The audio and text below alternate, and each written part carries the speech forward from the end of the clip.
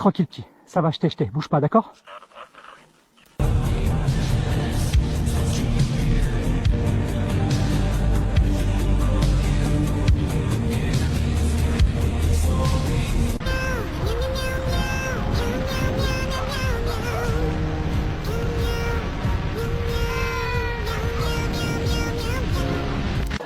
In the case of the black puppy, you are not the father. Whoa!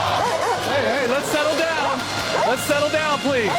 Yeah, no, I'm not paying for that. You were 20 minutes late, man. Sorry, not my problem.